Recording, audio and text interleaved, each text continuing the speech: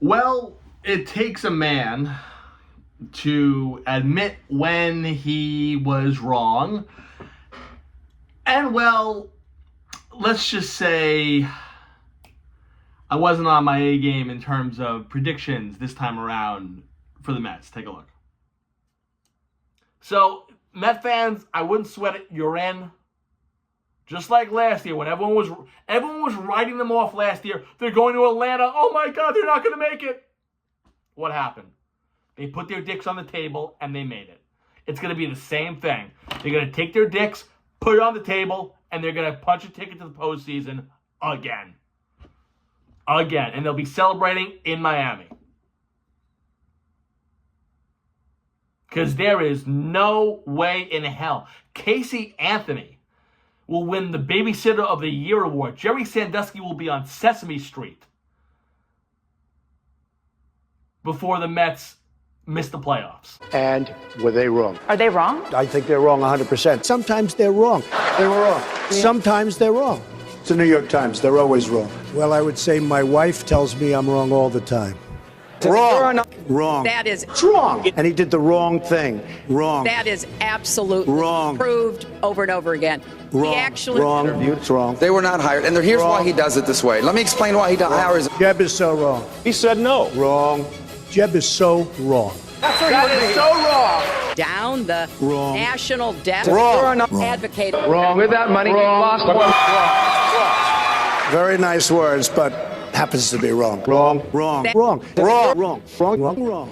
Wrong. Wrong. Wrong. We have one more question from Ken Bone about energy policy. Ken? Wrong. So yours truly was dead wrong, and I admit.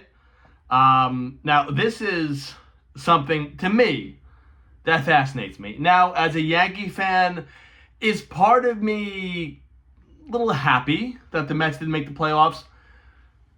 It felt good this morning, listening to sports talk radio and listening to the Mets get obliterated, to hack-biased Met talk show hosts make excuses, what's the Dave Rothenstein or whatever the hell he is on ESPN Radio, just, a Met pom-pom waiver. Who's making every excuse in the book. I haven't heard Tommy Lugauer yet. I would love to hear Lugauer and Evan Roberts on this, the little giggling girls of the Mets. So, again, as a Yankee fan, it's so glorious this morning. But, again, by Thursday morning, we could be out of the playoffs, Boston, even though we have all three games at Yankee Stadium, Boston definitely is no slouch, and we have not played well against Boston all year. So I'm not going to sit here and gloat too much, because in about 2 days, Met fans could just be, well, you're in Cancun now with us. So you had about 3-4 more days than we did. But as loving as it is to see this, and as much as it warms my heart to see Juan Soto, who spurned us, and he went to the Mets because he wanted to win, and Mets were the best chance for him to win, and they don't make the playoffs. They were even worse with him this year. They won 89 games last year and made the NLCS, and were 2 wins away from making the World Series. This year, they won 83 games and did not make the playoffs. Now, all I saw this year was the huge dick riding of Soto. To the point where, I thought some of these people were going to have an orgasm as they talked about him. Don't get me wrong. Soto is a great player. I loved Juan Soto for the Yankees. And I will sit here today and tell you that we don't make the 2024 World Series without Juan Soto. It's just fact. We don't. Do we even make the playoffs? I don't know. Maybe we're fighting for it. But the bottom line is 94 wins last year for the Yankees with Soto, 94 wins without him this year. And it was the Mets who went backwards. So for at least 1 year, Yankee fans can sit here and poke fun at the Mets. But really, is Soto the problem? Well, again, as much as we want to sit here and say, yeah, Steve Cohen, King Cohen has, the big pockets, you just can't randomly pull money from anywhere. You have your payroll. And one thing that worried me about the Yankees, if we would have got Juan Soto, was the fact that if you signed Soto, who wanted a ton of money, was that going to handcuff you with paying other people? Now, going in this year, I thought the rotation wasn't as bad as people were making it to be. I thought Clay Holmes would be solid. And sure enough, he even exceeded my expectations. I also thought this year that Senga would be healthy, which was a big reason for me thinking the Mets were going to be very successful. He was not. Sean Manaea, who had a decent 2024 and was primed to have a very good 2025. And I saw Manaea. I was about 10 feet away from him in spring training, going over pitches with Johan Santana. And Manaea looked good. His stuff looked electric. Just didn't pan out this year. Griffin Canning worked well for the first month and a half, and then he turned into, Griffin Canning. In a move that I never really understood for a team that was serious about winning. You signed a guy that had one of the worst ERAs in 2024. Didn't really make sense to me. Peterson was good the first half. Completely different pitcher the second half. I don't know what happened. I can't explain it to you. I have no words on what happened to David Peterson. The downfall, what was it? The downfall needs to be studied. You can study it for about 20 days. I still don't think you'll be able to figure out an answer as to why David Peterson was so bad at the end of the year. And the big thing is going to be the free agents, which is not a lot of big pieces that are set to be free agents. The two, obviously, that are huge are Edwin Diaz and Pete Alonso. Those are the big ones. And while Diaz has said he will go to Puerto Rico and consider his next move with his family, and that he could opt out, about 15 minutes after the Mets were eliminated and shut out with that valiant offense in a game that they had to win. 15 minutes after this slow death was completed, their star first baseman had this to say. I mean, for me, I mean, playing for this organization, the city, I mean, it's really, I mean, for me, they've continued to believe in me. And I mean, I've loved playing here. There's some great guys in this clubhouse. There's some great people in the staff, and I mean, every single day it's just been a pleasure coming to work and putting on the orange and blue. So for me, it's yeah. I mean, I've really appreciated and been nothing but full of gratitude every single day.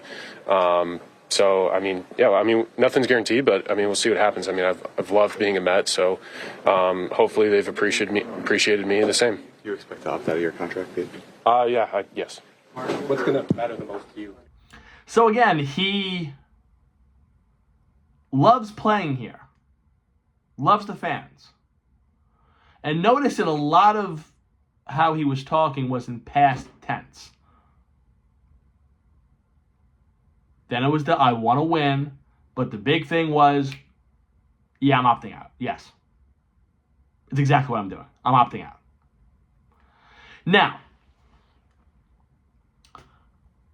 we kind of knew that he was going to opt out anyway if he had a good year, and the way that he was, and the way Alonso hit the ball this year was very fun to watch. And Pete's defense, still not the best, and he had a couple of big errors down the stretch that hurt the Mets in games. But you can't deny how big his bat was and the power that he brings.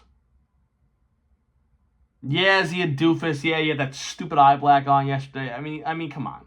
Pete, what are we doing? He's that doofy white kid in school that's trying to fit in with the rest of the cool kids. It's... But I like him and I don't like him. That's the thing. Like, the thing is, listening to Alonso also break down what went wrong. I mean, I can listen to this guy talk baseball all day. He's very, very well spoken. And again, we knew he was going to opt out, given if he had a good year. But the way that he did it, and the way that he just, I'm out. I'm opting out. It goes to show you that maybe there was some stuff with the locker room. Maybe he was very disappointed about the way this season went. Maybe he's still harboring resentment over how the Mets handled everything last year. He also said something that was very telling when a reporter asked him, was it this season more on the players not playing or the coaches not coaching? And Pete had this to say. How much of that is on the coaches and how much of that is on the players? I don't really know. I mean, it's kind of just, I haven't even reflected really on anything. It's just kind of like the last out's made. It's just kind of like, it's just kind of tough to wrap your mind around, because like the entire year you're working for something, and then just for us not to earn the right to go to the postseason, like it was never in anyone's mind that we'd be in the spot. So I think like I don't even know. I haven't even had time to reflect on that. I mean, it's a good. I'm sorry. It's just a good question. To me, what that says is the coaching staff sucked. They didn't have us prepared. We could have done better, but the coaching staff sucked. He could have been like, you know what? We're out there. We're playing the game. It's on us. We take accountability. Didn't say that. And obviously, as we know, David Stern today saying that Carlos Mendoza will be back next year. And I think he should be back. Call me crazy, some of you Met fans, but I think Carlos Mendoza deserves a chance to come back. Last year, he was 2 wins away from going to a World Series with a team that looked as dead as a doornail the first half of the season. Now, I will say this. I'll counter here. You should be on a very short leash in 26. I'm talking if they come out of the gate 13-17, I think he's out. I wouldn't go, 16 games Yogi Berra territory with the Yankees. But I think after 25, 30 games, if you've had the sample size that you don't want to see, I think you got to make the move quick. But one thing I will say, not in defense of Mendoza, is he's been the manager for 2 years, and they have not once had a complete year. Last year, they were terrible in the first half. Started 0-5. They were awful. They were just a bad baseball team. Then they turned it around. You couldn't get them out. They were hot. This year, 45-24, best record in baseball, first place in the NL East. And they just collapsed. And this wasn't a 2007 September collapse. This wasn't 2008 where they slipped up towards the end also. No, this was 3 months of bad baseball. So you have to say to yourself, what happened here? Well, there had to be a coaching issue. I think the coaching staff's got to be studied. And we've heard Stern say Mendoza will be back. Mendoza. That leaves the pitching coach up for grabs, hitting coach up for grabs. I'd start off fresh. Give Mendoza a new pitching coach, a new hitting coach. Let's start off fresh in that category. With the players, listen, these guys are very talented. The roster was very good from an offensive standpoint. And pitching, too, again, you had injuries, things didn't pan out, but on paper, this was a very good baseball team. But there were times where Juan Soto, who was getting paid all this money, didn't deliver. And I'm sorry. And this isn't being talked about enough. And I don't mean to harp on it. I'm not saying this because I have sour grapes, because I really don't. I would have loved to see him come back with the Yankees. I hate that he went to the Mets. I don't harbor resentment. He went for the bag. He went for the money. Lindor is his buddy. I can't be mad at that. But my thing is this. When you're getting paid the amount of money that you're getting paid, and you took the entire baseball offseason last year by storm, you were the guy. You were the modern day Alex Rodriguez. You got the money, the big time contract in the big time media market. You stayed in New York, went cross town. Everyone's talking about you. Huge expectations. And your team is fighting for a playoff spot at the end of the year against a sub-500 team that's been out of it for a week now. Which actually, they weren't really as bad. They weren't far off from the Mets record-wise, the Marlins. But that being said, you go 0 for 3 in that game? Seriously. You're Juan Soto. You're the money guy. And you go 0 for 3 in a game that you needed to win. And all you had to do yesterday was win. Because the Reds, as I expected, the pressure was on them and the heat was on and it was time for them to shine. And they choked again, much like Angela White in the Brazzers porn video. But it didn't matter because the Mets didn't win. Mets didn't score a run. And to me, that's horrible. Lindor, also, great hitter. But the thing is with Lindor, as I've seen, is he will go on a stretch. He's very streaky, Francisco Lindor. I'm not saying he's not good. Please, I don't want any Met fans going, what the fuck are you talking about? But I think we can agree that with Lindor, he will have a month of just great baseball where you can't get him out. And then he'll go 0 for 35. Or 2 for 40. Then he'll hit 800. And then he'll hit about 180. He's very streaky. Didn't have a good game yesterday. Alonso hit that ball, smoked it in the 5th inning. Just didn't find anywhere. Marlins are playing him great. But there's a lot of frustration right now. You spent $340 million. You should make the playoffs at least. Hell, you should win the division. You spent that much money. But they didn't.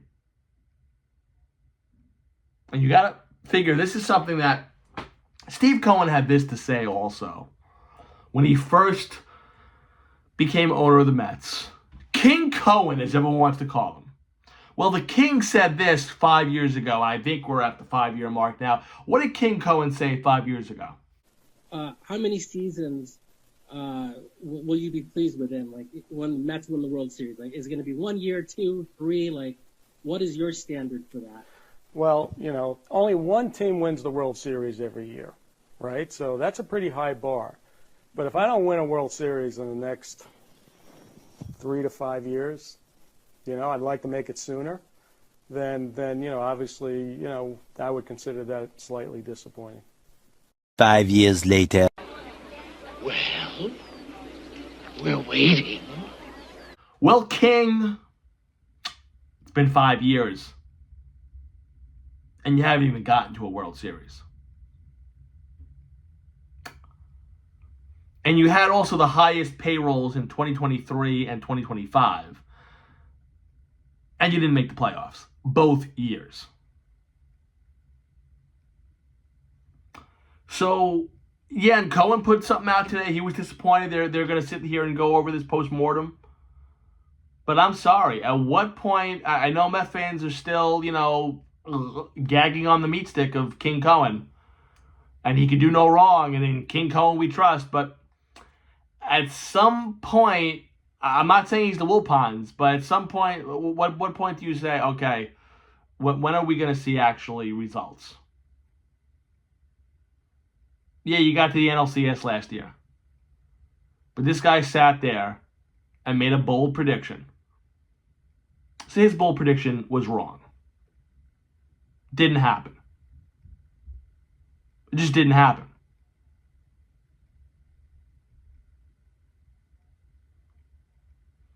Now, do I think the Mets will be good next year? I think they'll be great. Because you have to be. The Mets have no choice but to be great next year. Stearns has to go balls to the wall this offseason. Cohen has to make sure that Pete Alonso doesn't leave Queens. And I think Pete, at the end of the day, as much as I sit here and question him talking about this opt-out and pretty much saying, yeah, I'm opting out, about 15 minutes out, I sit there when I talk about it, I still think, put gun to my head, I think Alonso will be back with the Mets.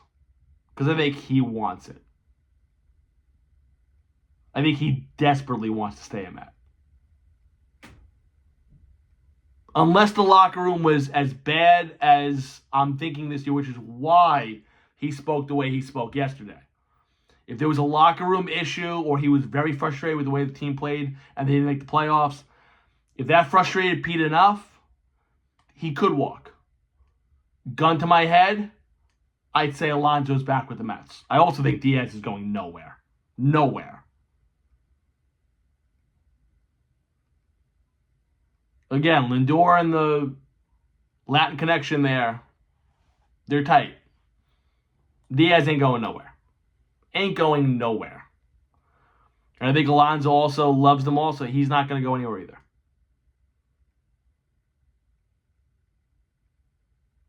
They're a family. It's a bond. They're close. But they got to get another starting pitching.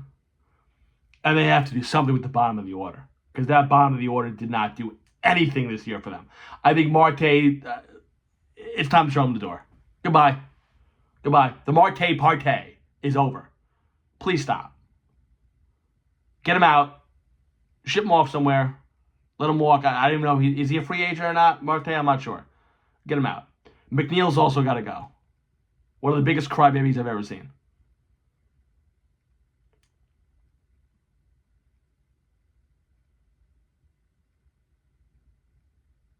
But a $340 million collapse we saw yesterday. And also, I love how the Mets booth was so offended by the Marlins taking a team picture. Let's take a look, shall we? I'm watching the Marlins. They just took a team picture in front of their dugout like they're going to the postseason. Oh, this was their World Series. Oh, yep, they took goodness. 2 out of 3, knocked the Mets out of the postseason. We saw the Reds celebrating in Milwaukee. First off, I'm sorry. I can't stand the Mets TV booth. I think they're a bunch of pricks. I really do. You know, they'll do the occasionally, they'll get on the Mets. So that means that they're not homers. No, they're homers. I mean, I my God. The amount of times Gary Cohen orgasms because Francisco Alvarez hit a home run to make it a 10-run lead against the Nationals in a game in May. Gary, please, stop. Stop. Stop. Stop. He's not Babe Ruth. Stop. And Ron Darling also. Just a putz. I like Keith. Steve Gelbs is just awful and annoying. But I think Cohen's a prick. And again, this is coming from a guy who's worked with Gary Cohen. I can tell you right now, the guy's not a nice guy. He's not a nice guy. I'm just going to leave it at that. He's not a nice guy. And I met Ron Darling once also. Not a nice guy. I'm just saying. Keith seems cool. I've never met Keith. But Keith seems cool. But these two bozos. I mean, first of all, the Marlins have taken a picture after every win this year. Look it up. That's number one. Number two, they eliminated you again because they hate you. They own you because you talk like you've won something. This is the problem with the Mets, I think, and some of their Met fans. And again, the way that these guys just talk, some of these players, you've won nothing.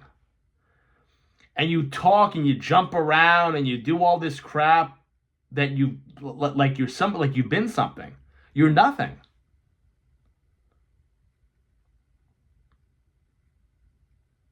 You had a good year last year because you brought a couple of OMG signs and a stupid McDonald's mascot. You know, it just... You won nothing. But if you listen to these people, they're the be-all, end-all. If you listen to some Met fans and some of these Mets players, they have 3 World Series in a row.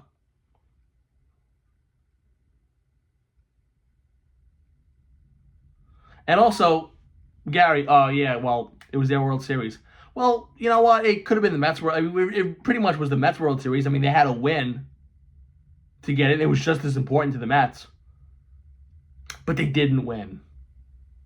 Your $800 million man went 0 for 3. Your offense got shut out. Your manager was bringing your closer in the 5th inning.